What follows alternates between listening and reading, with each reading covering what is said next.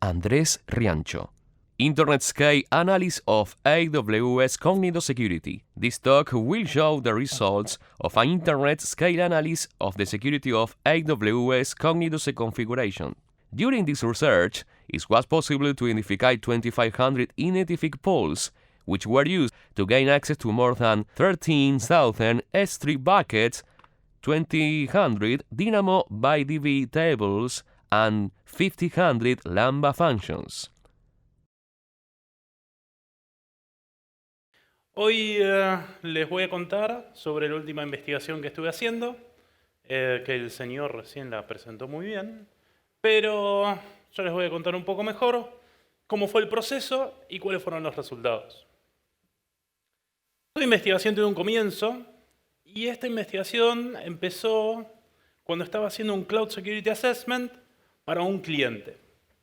Ese cliente tenía un cloud de AWS, no habían hecho nunca un Security Assessment, me dieron credenciales de read-only para poder revisar cualquier configuración incorrecta que había en ese cloud. Entonces empecé a enumerar los servicios que utilizaban, y dentro de todos los servicios que utilizaban, y eran muchos, había algo que nunca había visto, que era Cognito. Cognito es ese logo lindo que está ahí, es un servicio de AWS que no es muy conocido, pero con distintas personas que estuve hablando recién, lo usan, lo conocen y entienden a veces cuáles son sus debilidades. Entonces, estaba haciendo ese assessment y, como todo buen hacker, fui a leer la documentación. Y cuando leí esa línea de la documentación, me enamoré. Dije, este servicio me va a llevar a algo. Este servicio va a hacer que logre dar una charla en Ecoparty.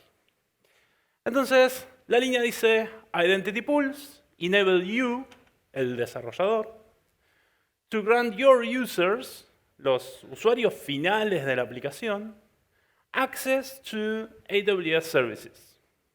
O sea, con Cognito podés hacer que los usuarios finales accedan a los servicios y a las APIs de AWS. ¿Qué podría salir mal, no? Y todo. Sí. Entonces, después de leer la documentación, entender cómo funciona el servicio, ver un par de videos en YouTube, ver código y demás, dije, voy a explotar o intentar explotar esta vulnerabilidad en ese Security Assessment que estaba realizando. Y me llevó solo 4 pasos conseguir acceso total al cloud de ese cliente. En el primer paso, usando mis credenciales de read-only, lo que hice fue obtener el ID del Identity Pool, que es lo que está en rojo por ahí. ¿Sí? Esto no se ve nada, pero esa línea que está en rojo ahí, que empieza con US East 1, 8 y demás, ese es el Identity Pool ID. Eso lo obtuve porque para ese cliente yo tenía credenciales de read-only. ¿Sí? Próximo paso fue desarrollar una pequeña función. Esto no tiene nada de extraño, es parte de cómo funciona Cognito. Esta función toma un Identity Pool, que es lo que teníamos en el slide anterior, y te devuelve credenciales de AWS. Es como funciona simplemente el servicio. Entonces, con esta función, obtuve credenciales de esa instalación de Cognito, pero ahora no sabía qué podía hacer con esas credenciales. Eran simplemente API keys que no tenían ningún sentido. Entonces, enumeré los permisos. Me fijé qué permisos estaban asociados a esa access key y secret key de AWS. Una vez que entendí cuáles eran los permisos y las acciones que yo podía hacer con eso, utilicé una técnica bastante simple de explotación del cloud de AWS para elevar privilegios. Pasé de un usuario que era el que me entregaba Cognito con privilegios relativamente bajos a un usuario con los privilegios más altos que existen en AWS. Reporté esto a mi cliente en el reporte como un finding critical. Todos contentos. Ahora, cuando entregué el reporte, dije, ok, buenísimo, cliente contento, factura enviada, todo perfecto. Encontré una vulnerabilidad, pero esta vulnerabilidad será única. ¿Será algo que se puede repetir? ¿Será algo que quizás hay otros clientes de AWS afectados por el mismo problema? Y si es así, ¿puedo probarlo? ¿Hay alguna manera que yo pueda hacer un análisis a gran escala de instalaciones de Cognito y ver si esto afecta a un 1%, 100%, 50% de los usuarios? Entonces, eso es lo que inició este research, ¿sí? Intenté responderme las preguntas que recién les contaba y así comencé. Entonces, ¿qué sigue? Vamos a entender un poco mejor qué es Cognito. Después vamos a hacer un grep de la internet. Suena raro, pero sí. Vamos a ver el resultado de esto, que son estadísticas, grafiquitos y cosas lindas. Y finalmente vamos a intentar entender por qué pasa. ¿Por qué los desarrolladores, y spoiler acá, por qué los desarrolladores se equivocan tanto al configurar Cognito? Bien, entonces, ¿qué es Cognito? Cognito tiene dos componentes principales. Un user pool y un identity pool. User pool es un directorio de usuarios. Están todos mis usuarios con su mail, nombre, apellido y datos de esa persona. Y el identity pool es un servicio aparte que permite a los usuarios obtener credenciales de AWS para consumir otros servicios. Más o menos es lo que se ve ahí en el gráfico, ¿sí? Tenemos las aplicaciones del lado izquierdo que primero se autentican con el user pool, después hablan con el identity pool para obtener credenciales de AWS y finalmente, con esas credenciales de AWS, consumen los otros servicios, ¿sí? Más o menos así funciona. Para que no sea tan abstracto, veamos un ejemplo. En este ejemplo, que es una aplicación que permite a la gente subir fotos de gatitos, los desarrolladores decidieron usar Cognito. Entonces, esta aplicación mobile permite a los usuarios subir fotos de sus gatos y otra gente puede ver esas fotos. Ahora, cuando estás autenticado en la aplicación, vas a poder subir fotos. Cuando no estás autenticado, solo las podés leer, ¿sí? Hay dos roles distintos. Después, algo más que ocurre en esta aplicación es que los usuarios pueden escribir a S3, que es donde van las imágenes, y además, si alguien quiere poner un comentario para esa foto, esa información se guarda en DynamoDB. DynamoDB es un servicio de AWS, que es una base de datos NoSQL. Entonces, de esta manera es como funciona nuestra aplicacioncita de los gatitos. Para que esto sea posible, el desarrollador tiene que utilizar una SDK. Es una librería que la embebe, la mete en la aplicación mobile. Y hay una SDK para Android, otra para iOS y algunas otras para distintos lenguajes de programación. Esa SDK, esa librería, es la que permite interactuar con Cognito y con los otros servicios. La aplicación también tiene un componente web. No solo voy a poder subir fotos de mis gatos desde mi mobile, sino que entro a un sitio web y también tengo ahí todas las funcionalidades que están en la aplicación mobile. Para hacer eso, usa también una librería en la aplicación web, que es la AWS JavaScript SDK. Entonces, de una u otra manera, si quiero consumir Cognito, tengo que usar las librerías, las SDK de AWS. Y así es como se ve la creación, el proceso de creación de una identity pool. Esto es lo que ve un developer cuando crea una identity pool. Primero le tiene que poner un nombre, después va a definir si esa identity pool permite o no roles no autenticados, que es ese checkbox que está ahí en el medio, y finalmente configura los providers de autenticación.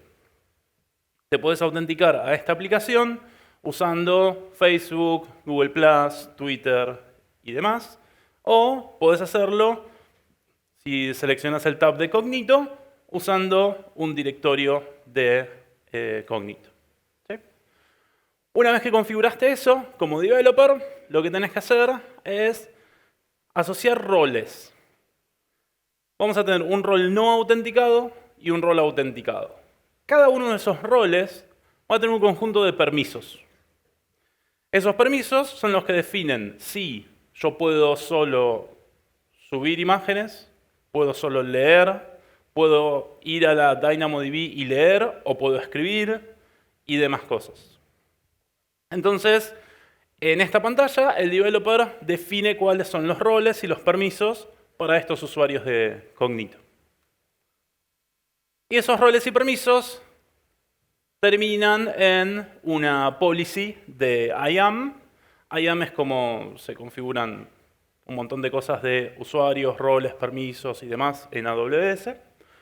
Y una policy se ve de esta manera. Esa policy está diciendo que el usuario que esté asociado a la policy va a poder hacer list buckets sobre un bucket específico, es el resource que se ve ahí, y más abajo va a poder hacer la acción S3*object sobre también un resource específico, que es un bucket. Entonces, de esa manera, el developer configuró su aplicación y los permisos asociados a un rol.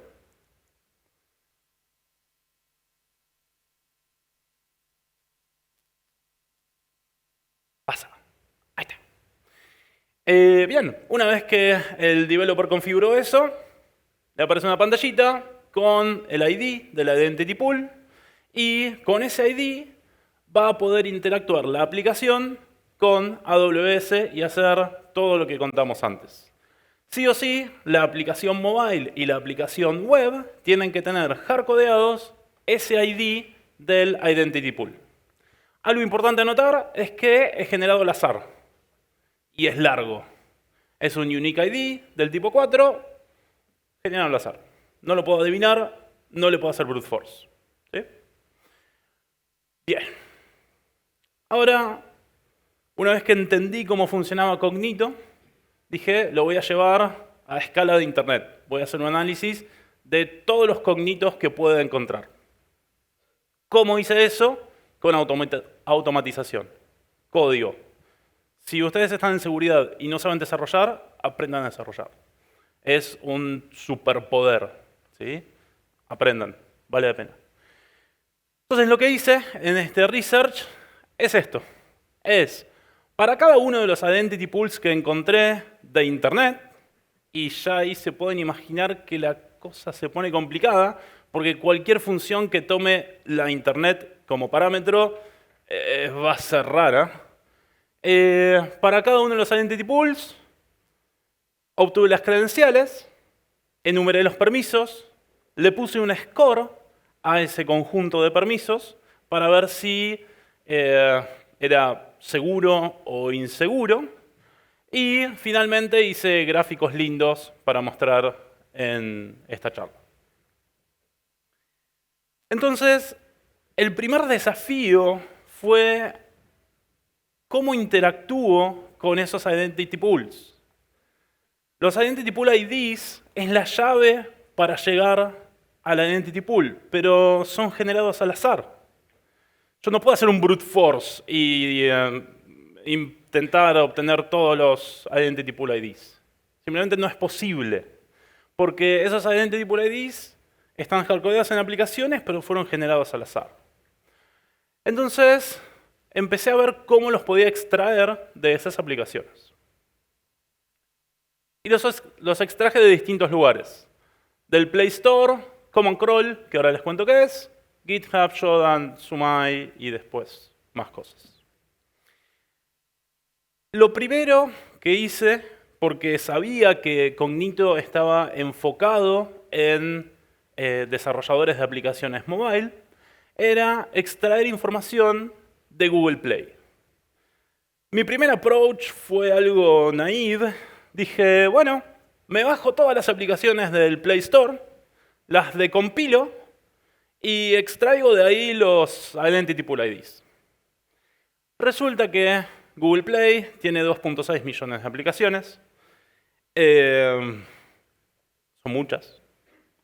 Bajártelas todas es difícil, ya sea por tema de espacio, por tema de tiempo, y además, sumado a eso, tenemos restricciones del lado de Google Play. Hay protecciones contra gente que se quiere bajar todas las aplicaciones. Entonces empezó a complicar un poco ese proceso de me bajo todo y lo decompilo. ¿Sí? Hablé con amigos, hablé con gente conocida y llegué a un servicio que ya hacían eso, es decir, ya se habían bajado ellos todos los 2.6 millones de aplicaciones y te permitían hacer búsquedas sobre esos 2.6 millones de aplicaciones. Ellos ya las habían decompilado y sabían para cada aplicación qué conjunto de librerías estaba usando esa aplicación.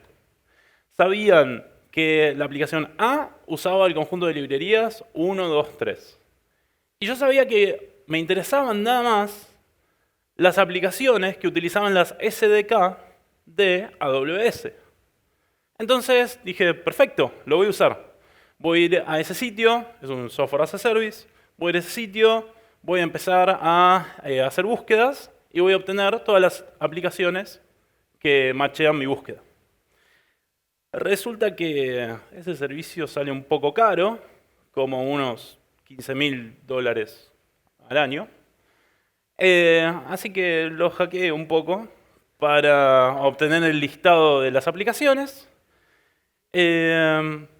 Obtuve el listado y después me las terminé bajando de APK Pure o APK Mirror.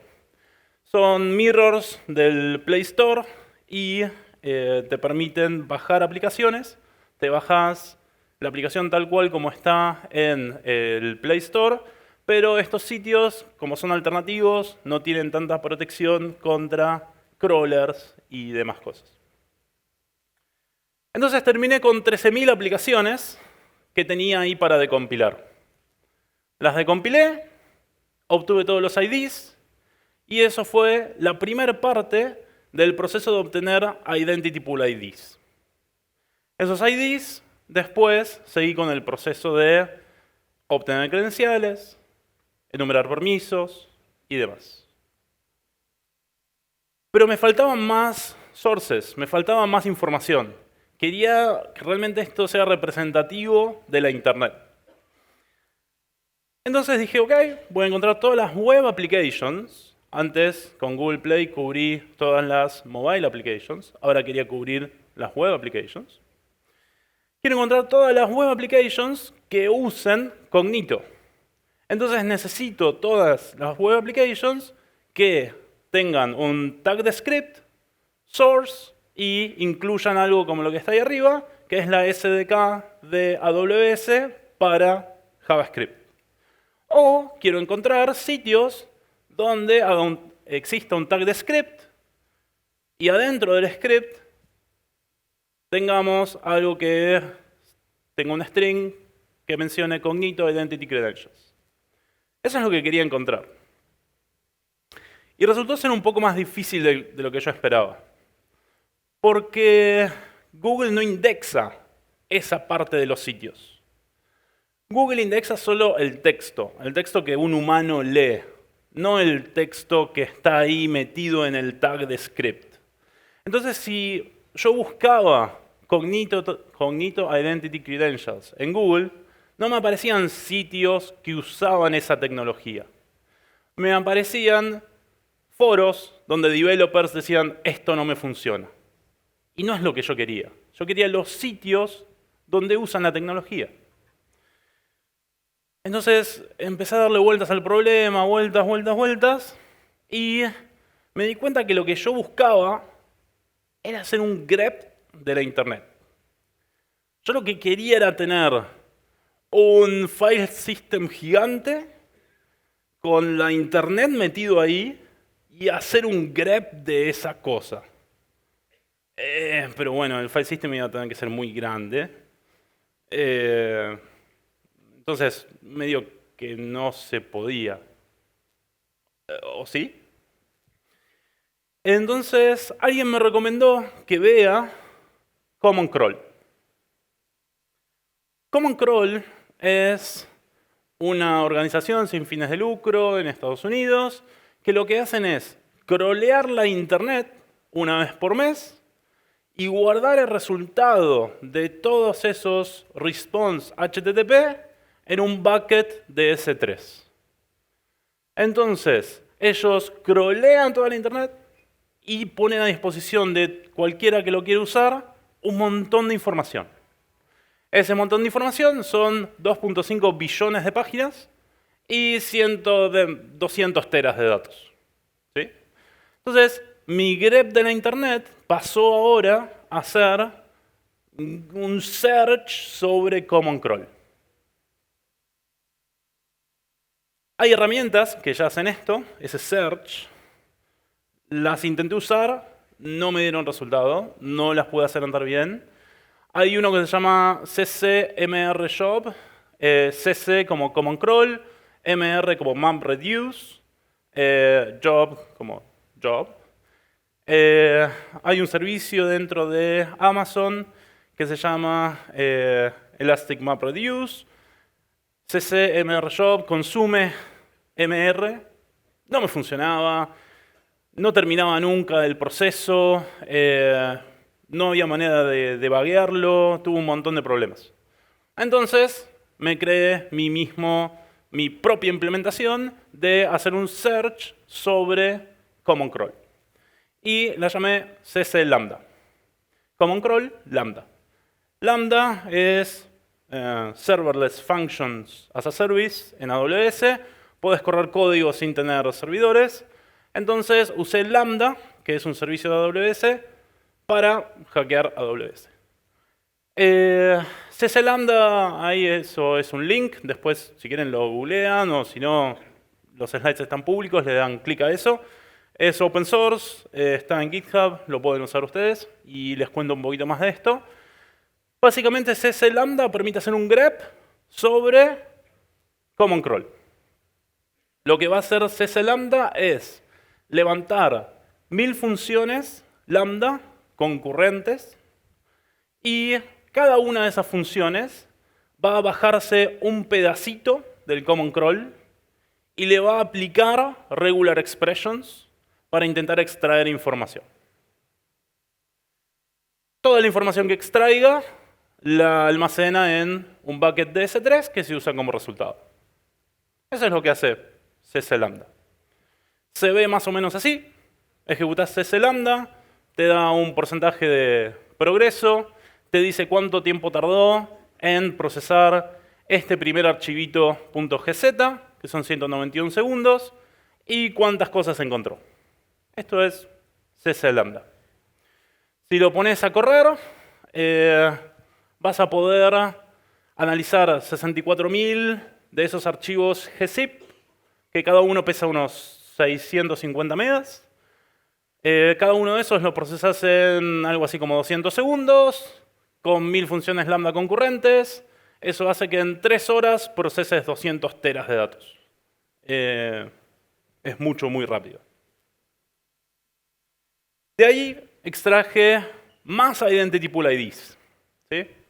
Lo malo es que, bueno, sale un poco de dinero. Tuve que invertir $300 en correr CC Lambda sobre todo el Common Crawl. Y estoy planeando hacer otras corridas de CC Lambda sobre todo el Common Crawl. Así que si alguno tiene cosas que quiera buscar y hacerle greps en internet, después me contacta. Bien, la mayor parte de estos $300 terminan siendo costo de AWS. Si alguna vez lo corren, yo les avisé. Había un slide que decía $300. No vengan a reclamarme. Después busqué en otros sources de donde podía obtener más Identity Pool IDs.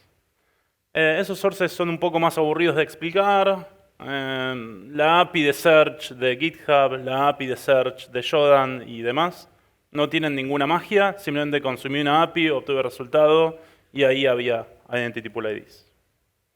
Entonces, ya extraje IDs de Internet, extraje IDs del Play Store, ahora vamos a jugar con ellos. Lo que me tocó hacer entonces era enumerar permisos. Tenía que, para cada uno de esas credenciales que había obtenido de los Identity Pools, enumerar permisos, porque yo tenía access keys, secret keys, y no tenía ni idea qué podía hacer con ellos. Entonces, dije, bueno, ¿cómo enumero los permisos? Hay dos maneras. Preguntando al servicio de IAM a ver qué permisos tienen las credenciales que yo tengo, o si no, haciendo fuerza bruta. Fuerza bruta es, para cada una de las APIs que existen, pruebo. Si me dice access denied, esta no. Pruebo la próxima. Y así cada una, hasta que alguna me dice, ok, sí, está bien, podés consumirme. Durante este research me di cuenta que casi ninguna de las credenciales que yo tenía tenían acceso a IAM. Por lo tanto, no había manera de que yo use IAM para enumerar mis propios permisos. Entonces siempre hice fuerza bruta para enumerar mis permisos. Pero fuerza bruta es un poco delicado cuando estás jugando con la infraestructura de clouds desconocidos, porque yo no tenía ni idea de a quién le estaba pegando. Entonces decidí que iba a hacer solo brute force sobre API calls que sean read-only. Listar algo, leer la configuración de algo. Nunca iba a intentar cambiar el estado de ese cloud, porque podía romperlo y no quería. Y tampoco quería ir preso porque alguien me denunciaba. Y algo más que era importante era que no quería leer información de clientes. Quería siempre leer configuraciones. Es decir, no quería leer archivos dentro de un bucket de S3. Quería leer la configuración del bucket de S3. De esa manera también me evité algún problema legal. Antes de empezar con todo esto, notifiqué a AWS Security que iba a estar haciendo este research. Me pidieron que no lo haga. Les dije, lo voy a hacer igual. Me dijeron, bueno, pero si lo vas a hacer igual, por favor seguí estas reglas. Y en parte esto salió de las recomendaciones del equipo de AWS. Intenté enumerar permisos con una herramienta que está buenísima, preexistente, que se llama Pacu. Pacu me permitía enumerar permisos, pero enumera 30 API calls, 50 API calls. Y que existen en AWS hay como 4.000. Y yo quería las 4.000, no quería las 40. Entonces creé mi propia tool, EnumeratiIAM, que utilizando threads, utilizando un connection pool y algunas otras cosas para performance, enumera esas 4.000 API calls. Y me deja saber qué acceso tiene cada una de esas credenciales que acabo de obtener. EnumeratiIAM se ve de esta manera, también es open source, lo buscan en GitHub, lo encuentran, lo usan, no hay mucha magia, le pasás como parámetros access key, secret key, y te dice qué podés hacer con esas credenciales. Bien. Venimos súper bien de tiempo. Algo a notar antes de que pase a las estadísticas es que yo enumeré los privilegios que tiene cada una de estas credenciales, pero solo me focalicé en el rol no autenticado de Cognito. Nunca me autentiqué y después pedí credenciales. Siempre fui a Cognito y le dije, dame las credenciales, vos no sabés quién soy, créeme que soy una buena persona dame credenciales, y muchas de esas configuraciones de Cognito estaban permitiendo esa interacción. Para esos roles no autenticados, los privilegios, por sentido común, el rol no autenticado va a tener menos privilegios que el rol autenticado. ¿Sí? Entonces, todo lo que ustedes van a ver a continuación está asociado al rol no autenticado. Si yo hubiese hecho mi investigación también con el otro rol, esto sería mucho peor. Y ya es mal así de por sí. Bien, un poco de data, entonces. Esto muestra de dónde salieron los identity pools que utilicé durante el research. Tenemos un total de 3.100 identity pools. La gran mayoría salió del Play Store. Google Play, 2.600.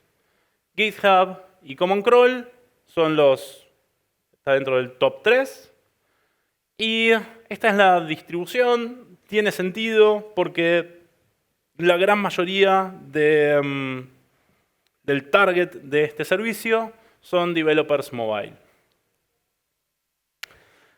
Dentro de esos 2.600 que había, ¿cuánto era? 3.100 no sé cuánto. Dentro de esos, algunos eran utilizables en mi research y otros no. Había algunos identity pools que estaban mal configurados. Esos no los puede usar nadie. Están mal configurados o no existen. En algún momento quizás la aplicación funcionaba y después dieron de baja la aplicación y quedó esa referencia a la identity pool en algún lado. Yo la encontré, pero ya no existe en AWS. Está mal configurado, algo faltó en la configuración, no lo puedo usar. Y 300 de esos solo permitían usuarios autenticados. Esos no entraron en mi research. Los que entraron en research son 2.504, que son los que estaban bien configurados, existían y permitían roles no autenticados. Bien. Entonces, enumeré todos los permisos y dije, ok, tengo mucha data, pero ¿qué es inseguro en este contexto? ¿Cómo sé si un conjunto de permisos está bien o mal para un cloud que no conozco, para una aplicación que no conozco? Porque cada aplicación tiene requisitos funcionales distintos. Entonces, para una aplicación puede ser que esté bien que yo pueda hacer la acción X, y para otra aplicación esa misma acción puede ser que esté mal y que sea inseguro.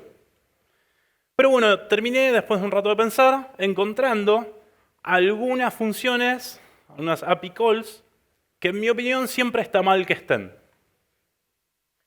Y entre ellas son estas.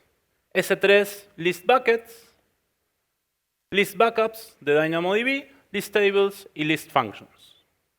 ¿Por qué para mí están mal? Porque, volvamos al ejemplo de la aplicación de los gatitos, que subíamos imágenes y demás. Mi aplicación ya sabe a qué bucket de S3 tiene que subir las imágenes. No necesita listar todos los buckets de la cuenta.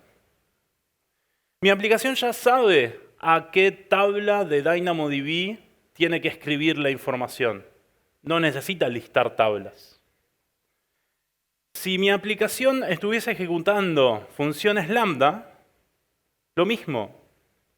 Ejecuta la función lambda. No necesita listar funciones lambda para después saber cuál ejecutar. Entonces, terminé determinando de que era inseguro cuando tenía acceso a list buckets, list backups, list tables o list functions. Resultó que un 22% de las instalaciones de Cognito me permitían listar buckets. List buckets permite ver los nombres de todos los buckets que están en la cuenta. Y después, haciendo un poco más de información, podía listar el contenido de esos buckets. ¿Sí? Lo mismo con backups en DynamoDB. Un 4% me permitía listar backups. Entonces, termino entendiendo de que alrededor del 22% de las instalaciones de AWS Cognito están mal configuradas. ¿Sí? Tienen permisos excesivos. Después lo otro que hice fue decir, ok, tengo acceso a algunos buckets de S3, pero ¿a qué estoy teniendo acceso? Recuerden que yo no quería leer el contenido de esos buckets de S3, porque capaz había información de clientes y no quería quedar pegado. Pero dije, bueno, quizás por el nombre del bucket me puedo dar cuenta el tipo de información que contiene. Tenía sentido. Entonces armé una lista de keywords como backups, credit cards, sensitive information, passwords y así un montón de cosas. Y si alguno de esos keywords macheaba con el nombre del bucket de S3, solo con el nombre, no me metí a ver el contenido, entonces ese bucket de S3 contenía información sensible. Eso hice. Y de los 13.000 buckets de S3 aproximadamente, a los cuales pude tener acceso, un 7% tenían información sensible. Tenían backups, tenían tarjetas de crédito, tenían algo. ¿Sí? Bien. Así que tuve información ahí. Es algo que podría haber accedido un atacante externo. Lo mismo con list tables. Tomé el listado de los nombres de las tablas de DynamoDB y para cada una de ellas me fijé si macheaba con algunos de esos keywords que yo había determinado anteriormente. Un 3% tenían passwords o tenían alguna información confidencial. ¿Sí? Accedí a 1.100 bases de datos, accedí a 12.000, 13.000 buckets de S3. Algo también interesante pasaba con la función listFunctions de Lambda. Cuando yo tenía permisos para listar las funciones, el resultado del listado de la función me da el nombre de la función y además me da unas variables de entorno que usa la función para correr y ejecutarse. Resulta que es una práctica bastante común que esas variables de entorno se usen para almacenar API keys, passwords y demás. Entonces obtuve acceso a 78 environment variables que contenían información de credenciales. ¿Se sigue hasta ahora? ¿Vamos bien? ¿Sí? Perfecto. Ahora, en los últimos minutos, vamos a intentar entender por qué pasó esto. Lo primero que me llamó la atención es la documentación.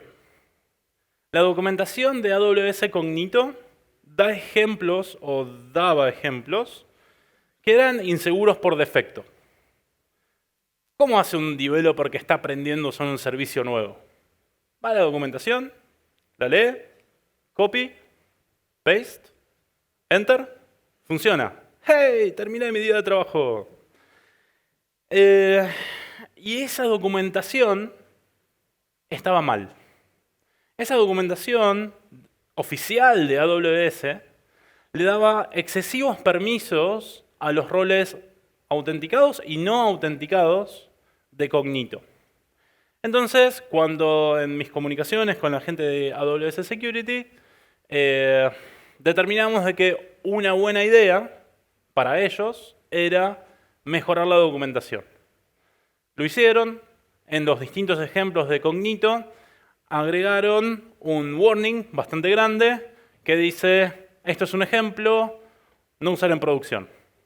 Es un poco más largo, está ahí abajo, pero resumiendo es eso. Bien.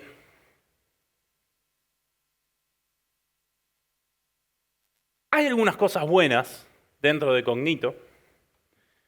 Cuando estás configurando un rol no autenticado, no podés asignar permisos para cualquier cosa. solo puedes asignar permisos para 26 servicios de AWS. Eso para el rol no autenticado. Entre esos servicios están DynamoDB, S3, Lambda y demás. Aún así, con ese conjunto restringido de 26 servicios, yo pude, en un entorno controlado y para un cliente específico, elevar privilegios utilizando las funciones lambda y roles y demás. ¿Sí? Alguna restricción pusieron, pero no es suficiente.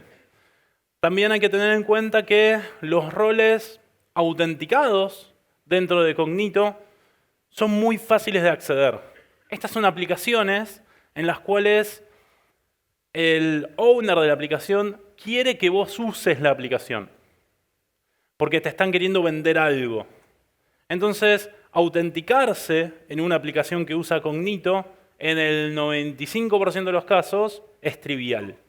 Podés autenticarte con Google, con Facebook, y tenés credenciales para el rol autenticado. ¿Sí? Entonces, una vez que te autenticaste, ese rol autenticado no tiene ningún tipo de limitación. Podés ponerle el permiso que quieras. Y eso, en mi opinión, está mal. Debería estar más restringido. Esas restricciones no son suficientes, como les decía. Y en mi opinión debería haber restricciones a nivel de UI.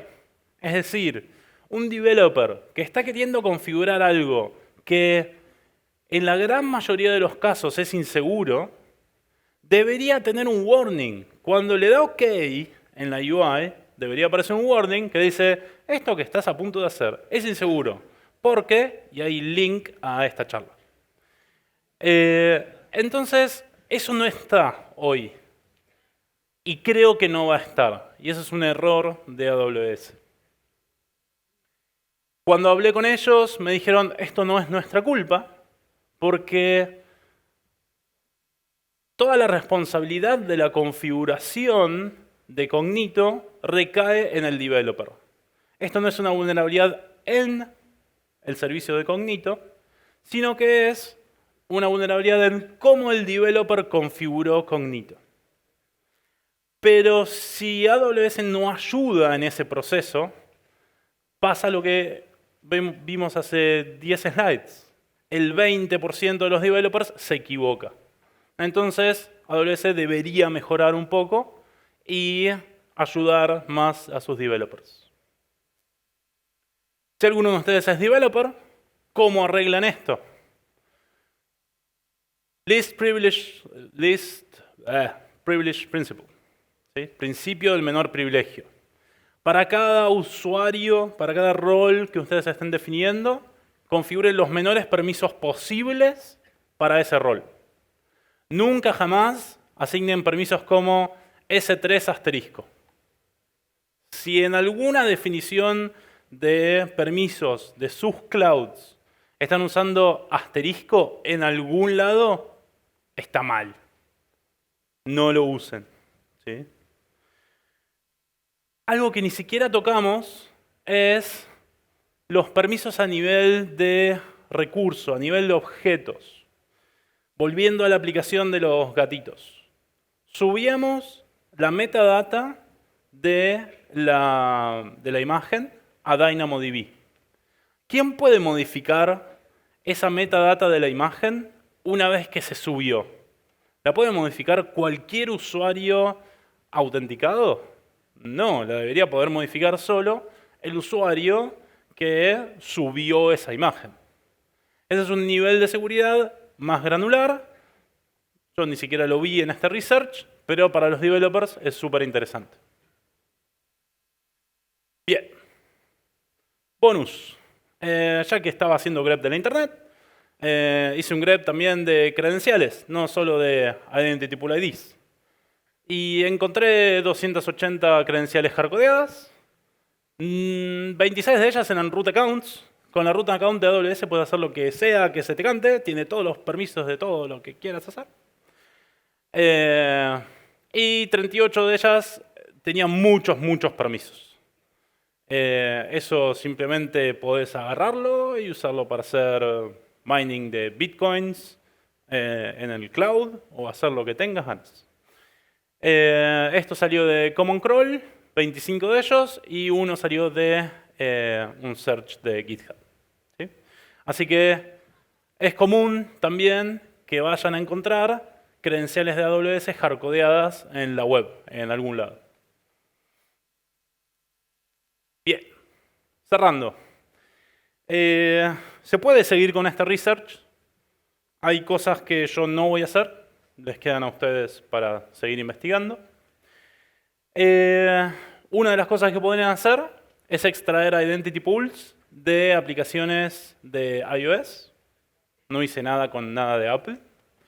Se podría intentar aplicar este mismo concepto a otros clouds, Azure, GCP, Alibaba, demás. Podrían intentar hacer el análisis autenticado. Yo hice solo para el rol no autenticado. Ustedes lo pueden extender para los roles autenticados. Y podrían intentar hacer escalación de privilegios con los permisos que tienen. ¿Sí? Muchas veces yo no lo hice eso porque tiene un poco de riesgo. Para hacer escalación de privilegios muchas veces tenés que modificar cosas en el cloud. Y modificar tiene riesgo. Entonces no lo quise hacer. Bien, para cerrar. Si alguna vez en un assessment que estén realizando o un amigo developer les dice voy a usar Cognito porque está buenísimo, acuérdense de la charla, sepan que su amigo que va a usar Cognito, 20% de chances de que meta la pata y de que lo configure mal. Si ustedes están haciendo assessment y ven Cognito, pónganse contentos porque tienen 20% de chances de ownear ese cloud. También, para llevarse de esta charla, pueden ustedes hacer un grep de la internet y buscar lo que sea que estén buscando usando CC Lambda. El código es open source, pero bueno, tienen que poner la tarjeta de crédito para pagar por el costo de Lambda.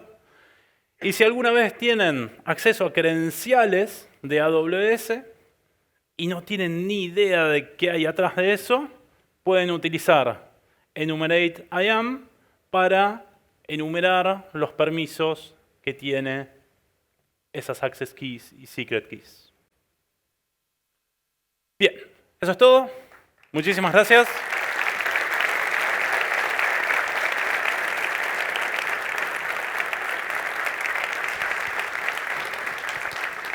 Muchas gracias. Voy a estar dando vueltas por acá, así que si tienen preguntas... Nos quedamos sin tiempo para preguntas, ya arrancamos con la otra charla. Dale. Muchas gracias. Voy a estar dando vueltas por acá, ¿sí? Gracias.